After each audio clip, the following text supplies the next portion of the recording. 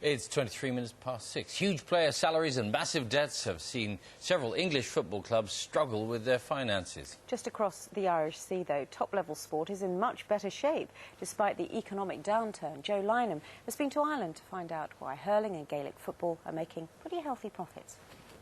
Croke Park is Europe's third largest stadium with a capacity of 82,000. Oozing in sporting as well as political history, it's the pride and joy of the GAA, an amateur organisation which still doesn't pay its top players anything.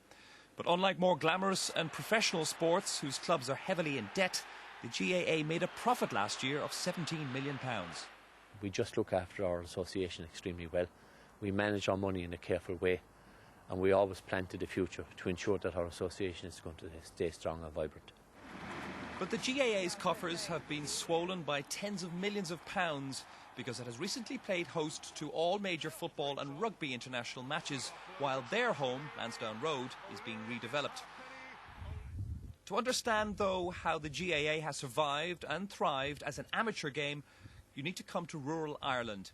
The village of Kiltegan, for example, population 75, pubs 2, sources of community cohesion only 1.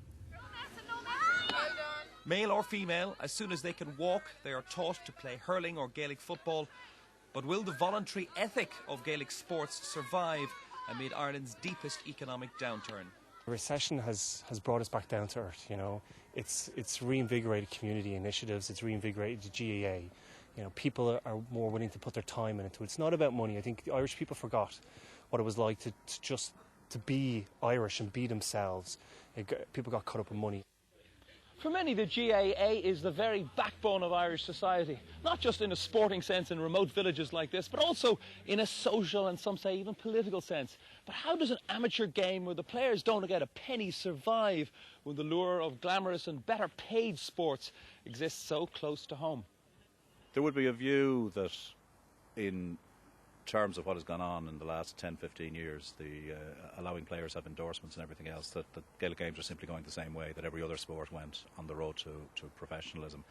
Once you set out on that road, you can't really turn off it at any stage. So far, they've held the line, but it's impossible to see down the road.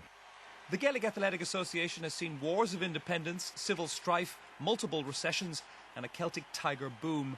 Yet it has remained true to its amateur ethos in the face of growing professionalism. Whether it can hold fast in the coming decades remains unclear. Joe Lynham, BBC News, Kiltegan in Ireland.